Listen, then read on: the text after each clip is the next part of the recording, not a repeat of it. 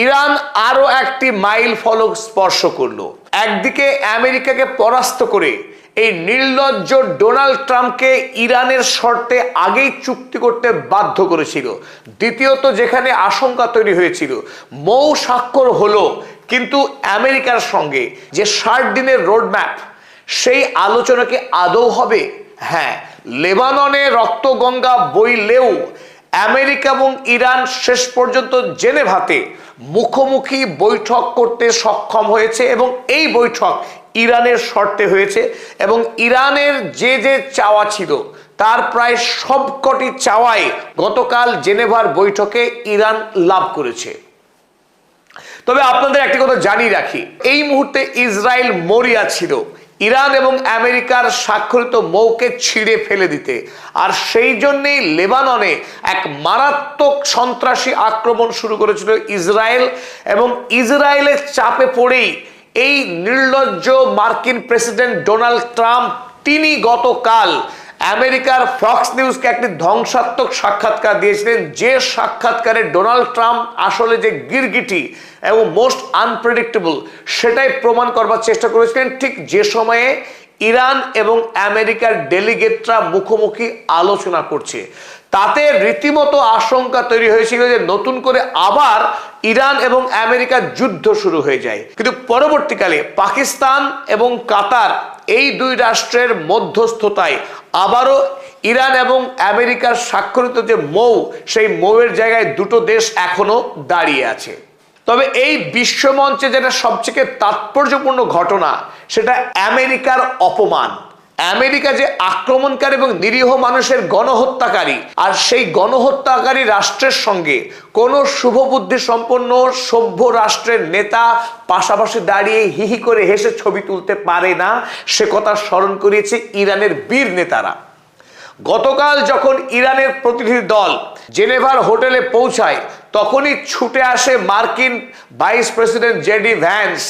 স্বপ্ন ছিল তাদের সঙ্গে করমর্দন করা এবং পাশে দাঁড়িয়ে দাঁত বের করে ছবি তোলা, যে আমরা বিশ্ব জয় করেছি, আমরা শান্তি চুক্তি করেছি ইরানের সঙ্গে। এই বাহাদুরি দেখিয়ে শেয়ার মার্কেটে এবং বণিকদের মধ্যে বিশ্বাস আনবার চেষ্টা করেছিলেন জেডি ভ্যান্স এবং তিনি বড় ফলাও করে বলেছিলেন ইরানের মানুষের সঙ্গে আমেরিকার সম্পর্কের ইতিহাসের বইয়ের নতুন পাতা লিখবে এই জেডি ভ্যান্স আর ডোনাল্ড ট্রাম্প।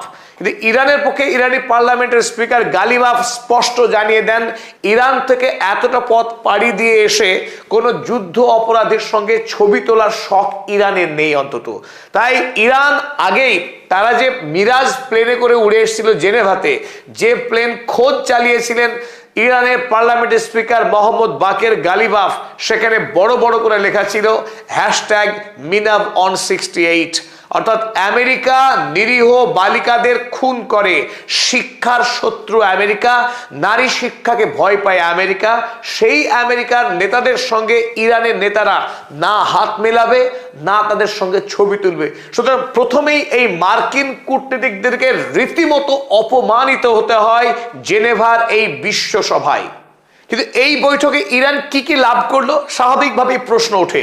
কারণ মাঝখানে আমি যেটা বলছিলাম, ডোনাল্ড ট্রাম্প একেবারে 180 ডিগ্রি উল্টে আবারও হুট করে তিনি ইরান আক্রমণ করবার, এমনকি হরমুজ প্রণালী দখল করে নেওয়া এবং এই হরমুজ প্রণালীর উপরে টোল চাপিয়ে দেওয়ার মতো অসম্ভব অস্বাভাবিক কথা বলেছিলেন মানসিক ভারসাম্যহীন উন্মাদ মানসিক রোগগ্রস্ত ডোনাল্ড ট্রাম্প। তাই ডোনাল্ড ট্রাম্পের এই কথা যখন সোশ্যাল মিডিয়াতে ছড়িয়ে পড়ে, স্বাভাবিকভাবে গুঞ্জন শুরু হয়েছিল যে ইরান আর আমেরিকার বৈঠক এক প্রকার ব্যর্থ হয়েছে। কিন্তু আজ অর্থাৎ 22শে জুন ভারতীয় সময় সকাল 6:50 ইরানের বিদেশমন্ত্রী সৈয়দ আব্বাস আরাগচি একটি টুইট করেন, যেখানে তিনি সবিস্তারে উল্লেখ করেছেন আমেরিকার সঙ্গে ইরানের এই প্রথম পর্বের আলোচনায় ইরান কি কি লাভ করলো। চলুন দেখে নিই আমরা সেখানে। তার টুইটের প্রথমেই পাকিস্তান এবং কাতার তারা মধ্যস্থতাকারী রাষ্ট্র হিসেবে যে অসম্ভব পরিশ্রম করছে, তাই তাদের প্রতি তিনি কৃতজ্ঞতা ব্যক্ত করেছেন। Tireless Pakistani and Qatari mediation has delivered major progress to end Lebanon war. Iran যে তার নিজের রাষ্ট্রীয় স্বার্থের জন্য লেবাননের সাধারণ মানুষকে ভুলে যায়নি তার বড়সড় প্রমাণ তার প্রথম বাক্য। তিনি প্রথমেই জানালেন যে লেবাননের যুদ্ধ বন্ধ করার বিষয়ে একটি বড়সড় পদক্ষেপ নেওয়া গিয়েছে। সেই পদক্ষেপ কি? তো প্রথমে আপনাদের জানিয়ে রাখি, গতকালকের এই সভাতেই ইরান, আমেরিকা, পাকিস্তান, কাতার এবং লেবানন এই 5 রাষ্ট্র মিলিতভাবে একটি নতুন সেল তৈরি করেছে, যে সেলের নাম ডিকনফ্লিকশন সেল। একটাই লক্ষ্যমাত্রা, অবিলম্বে লেবাননে ইসরায়েলি গণহত্যাকে থামানো, যাতে নতুন করে আর একটি লেবানিজ মানুষও যেন প্রাণ না হারান। অর্থাৎ খুব দ্রুততার সাথে লেবাননের সমস্ত যুদ্ধ বন্ধ করার বিষয়ে একটি বড়সড় অগ্রগতি হয়েছে। দ্বিতীয় জানালেন, oil and petroleum exports are waived. এটা ইরানের জন্য একটা বিরাট বড় সাফল্য। আগেই ডোনাল্ড ট্রাম্প স্বাক্ষর করেছিলেন মৌতে যে ইরানের উপরে লাগু থাকা সমস্ত রকমের স্যাংশনকে তুলে নেওয়া হবে। প্রথম ধাপের আলোচনাতেই ইরানের ওপর থেকে ক্রুড অয়েল বিক্রি, পেট্রোলিয়াম বিক্রির উপরে আমেরিকা এই মুহূর্তে সাময়িকভাবে স্যাংশন তুলে নিয়েছে। এখন বাকিটা আইনি পদক্ষেপ। আমেরিকা ধাপে ধাপে তার দেশের আইন করে যত স্যাংশন রয়েছে ইরানের উপরে সমস্ত স্যাংশন তুলে নেবে এবং সাময়িকভাবে এই স্যাংশন তুলে নেওয়া কাজ শুরু হয়ে গিয়েছে। এই মুহূর্তে ইরানের উপরে তেল এবং পেট্রোকেমিক্যাল বিক্রিতে আর কোনো স্যাংশন রইল না। অপর গুরুত্বপূর্ণ খবর, আমেরিকা যে নৌ অবরোধ চালাচ্ছিল ওমান উপসাগরে, যাতে ইরানের বন্দরে জাহাজ ঢুকতে না পারে বা ইরান থেকে কোনো জাহাজ বিশ্বের বাজারে না যেতে পারে, সেই মার্কিনী অবরোধ তুলে নিয়েছে আমেরিকা। যদিও ইরান গত পরশু থেকে স্ট্রেট অফ হরমুজ সম্পূর্ণরূপে বন্ধ রেখেছে লেবাননে এই আগ্রাসনের প্রতিবাদ স্বরূপ, তারপরেও আমেরিকা বাধ্য হয়েছে তাদের দেওয়া প্রতিশ্রুতি মতোই ওমান উপসাগর থেকে তাদের নৌ অবরোধকে তুলে নিতে। সাম ফ্রোজেন অ্যাসেটস রিলিজড। ইরানের প্রাপ্ত কিছু টাকা যেটা আমেরিকা ফ্রিজ করে রেখেছিল তার একটা অংশ, বিশেষ করে কাতারের কাছে যে 6 বিলিয়ন ইউএসডি টাকা ছিল, সেই টাকার বড় অংশ ইরানের হাতে এসে গেছে ইতিমধ্যে। And major reconstruction and development plan launched for Iran. আর মৌতে যেটা ঘোষিত হয়েছে, আমেরিকা ইরানকে 300 বিলিয়ন ইউএসডির ক্ষতিপূরণ দেবে। তারা ইরান হামলা করে ইরানের অভ্যন্তরে আমেরিকা এবং ইসরায়েল মিলিতভাবে যে যুদ্ধ অপরাধ করেছে, সেই যুদ্ধ অপরাধের জন্য আমেরিকাকে গুনতে হবে 300 বিলিয়ন ইউএসডি। আর আগামী কয়েক বছর ধরে আমেরিকা ইরানের মধ্যে এই পুনর্গঠনের কাজ করবে। সেই লক্ষ্যে গতকাল বেশ খানিকটা আলোচনা এগিয়েছে কোথায় কোথায় কিভাবে আমেরিকা এই পুনর্গঠনের কাজ শুরু করবে সেই বিষয়ে। আর এই সমস্ত কথার কোনো মূল্যই থাকতো না যদি এই কথাটি ডোনাল্ড ট্রাম্প বলতেন বা আমেরিকার কোনো প্রতিনিধি দল বলতেন, কিন্তু এই কথা খোদ জানিয়েছেন আব্বাস আরাগচি। তাই এই দাবিকে আমরা নিঃসন্দেহে বিশ্বাস করছি এবং করতে পারি। আর যখন জেনেভাতে ঐতিহাসিকভাবে আমেরিকা, ইরান, পাকিস্তান এবং কাতার এই 4 দেশের প্রতিনিধি দল একসঙ্গে মুখোমুখি বসে আলোচনা করছে পরবর্তী ভবিষ্যৎ রোডম্যাপ নিয়ে, 60 দিন ধরে ইরান এবং আমেরিকার মধ্যে এই আলোচনা এগোবে।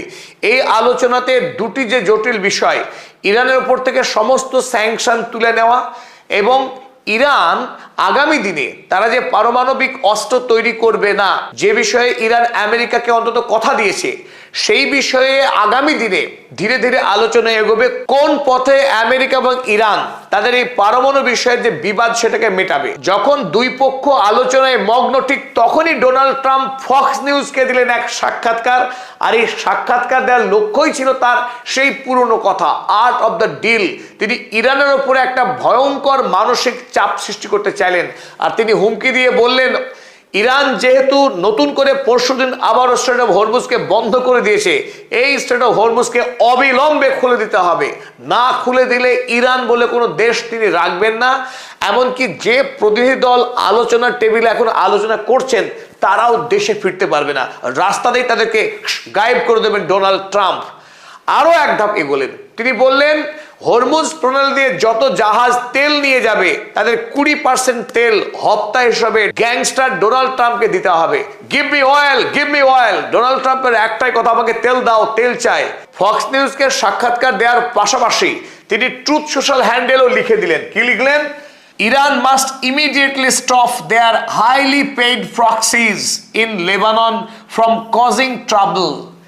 এটা এক অস্বাভাবিকভাবে এতদিন বলছিলেন ইসরায়েল, গত কয়েকদিন ধরে বললেন ইসরায়েল মধ্যপ্রাচ্যে গণহত্যা চালায় প্রতিবেশী রাষ্ট্রের উপর, এমনকি বিশেষ করে লেবাননের নাম নিয়ে, হিজবুল্লাহর নাম নিয়েও তিনি বলেছিলেন যে হিজবুল্লাহর বিষয়ে ইসরায়েল সম্পূর্ণ অন্যায় করছে, প্রয়োজনে তিনি আল সারা সিরিয়ার শাসকের দায়িত্ব দেবেন হিজবুল্লাহ নিয়ে কাজ করবার জন্য। অথচ গতকাল তিনি আবার বললেন যে ইমিডিয়েটলি ইরানকে বন্ধ করতে হবে, তার প্রক্সিদেরকে ফান্ড করতে পারবে না ইরান। আর ইরান তার এই প্রক্সিদেরকে ফান্ড করেই এই মধ্যপ্রাচ্যে সমস্ত ঝামেলা পাকাচ্ছে। If they don't we will hit Iran very hard. আবারও সেই পুরনো গান, যদি ইরান হিজবুল্লাহদেরকে টাকা দেওয়া বন্ধ না করে তিনি ইরানের উপরে কঠোর আক্রমণ করবেন। And just like we did last week, গত সপ্তাহে যেমনভাবে আক্রমণ করেছিলাম ঠিক সেইভাবে, অনলি হার্ডার, তার থেকেও আরো কঠিন আঘাত করবেন তিনি ইরানকে। স্বাভাবিকভাবেই ডোনাল্ড ট্রাম্পের এই অর্বাচীন কথাবার্তা ইরানকে যে বিন্দুমাত্র ভয় ধরায়নি, তবে তারা আমেরিকাকে জবাব দিতে মুহূর্ত বিলম্ব করেনি। আলোচনার টেবিল থেকে তৎক্ষণাৎ ইরানের প্রতিনিধি দল বেরিয়ে আসে, কারণ ইরান আমেরিকাকে বিন্দুমাত্র ভয় পায় না ডোনাল্ড ট্রাম্পের এই হুমকি ধমকিতে। সুতরাং ইরান তার আত্মমর্যাদাকে বজায় রেখেই আলোচনাকে স্থগিত করে হোটেলে ফিরে আসে। সেই খবরই করেছে সিএনএন লিখেছে June 21, 2006 negotiations with Iran after Trump's threat disrupts talks. তাদের আলোচনা রীতিমতো ব্যাহত হয়, কারণ ইরানের কর্তৃপক্ষ ওয়াকআউট করে, মার্কিন প্রতিনিধি দলের সঙ্গে আর আলোচনা এগোয়নি। একই কথা লিখেছে why want Iranian delegation leaves peace talk venue in Switzerland over threats by Trump. কারণ ইরানের কাছে ডোনাল্ড ট্রাম্পের দেওয়া এই হুমকি পাগলের প্রলাপ ছাড়া কিছুই মনে হয় না। গালিবাফ অনেক বুদ্ধিমত্তার সঙ্গে ডোনাল্ড ট্রাম্পের এই প্রমত্ততার জবাব দিয়েছেন। গালিবাফ লিখেছেন ডোন্ট দে রিয়ালাইজ, তারা কি বোঝে না, that if their threats worked, যদি তাদের হুমকি সত্যি সত্যি কাজ করত, they wouldn't be this desperate now, তাহলে তারা আমাদের সঙ্গে মৌ স্বাক্ষর করবার জন্য এমন করে হামলে পড়তেন। We don't count on US threats, আমরা আমেরিকা দেওয়া হুমকিতে বিন্দুমাত্র বিচলিত নই বা তার দেওয়া হুমকিকে আমরা পরোয়াও করি না। গালিবাফ ডোনাল্ড ট্রাম্পের উদ্দেশ্যে স্পষ্ট করে বললেন they had better watch their words, তারা বরং মুখ সামলে কথা বলুক। Our arm forces are ready to respond differently, আমাদের সশস্ত্র বাহিনী আমেরিকাকে ভিন্নভাবে জবাব দেওয়ার জন্য প্রস্তুত হয়ে রয়েছে। Whatever they say we are the ones who act. এটা অসাধারণ কথা শেষটা। তারা মুখে যা খুশি বলুক, আমরা মুখে বলার পাত্র নই, আমরা কাজ করে দেখাই। ইরান কাজে বিশ্বাস করে, কথায় নয়। তবে ডোনাল্ড ট্রাম্পের এই হুমকির আগেই আমেরিকা এবং ইরানের প্রতিনিধি দল তারা একরকম ঐক্যমতে পৌঁছেছিলেন এই গুরুত্বপূর্ণ বিষয়গুলোতে, যেগুলো ইতিমধ্যে আপনাদের জানালাম, যে আমেরিকা তার নৌ অবরোধ তুলে দিচ্ছে, ইরানকে ফ্রোজেন ফান্ডের একটা বড় অংশ দেওয়া হচ্ছে, ইত্যাদি ইত্যাদি। এবং রাতেই পাকিস্তান এবং কাতারি মধ্যস্থতায় বাকি বিষয়টা ঠিক হওয়ার পর সৈয়দ আব্বাস আরাগচি আজ সকাল সকাল টুইটে স্পষ্ট তিনি লিখে দিলেন গতকালকের মিটিং এর নির্যাস কি। আর এখান থেকে স্পষ্ট দেখা যাচ্ছে এখনো পর্যন্ত ইরান আমেরিকার স্বাক্ষরিত মৌ অক্ষত রয়েছে এবং এই ডিলের শর্ত যেটা কাল ঠিক হয়েছে তার সম্পূর্ণটাই ইরানের পক্ষেই রয়েছে। এতক্ষণ ধরে আমাদের সঙ্গে থাকার জন্য অসংখ্য ধন্যবাদ। আপনারা আপনাদের সুচিন্তিত মতামত আমাদের জানাবেন। পাশাপাশি যারা এখনো পর্যন্ত পদাতিক চ্যানেল সাবস্ক্রাইব করেনি, প্লিজ সাবস্ক্রাইব করুন আমাদের চ্যানেলটি।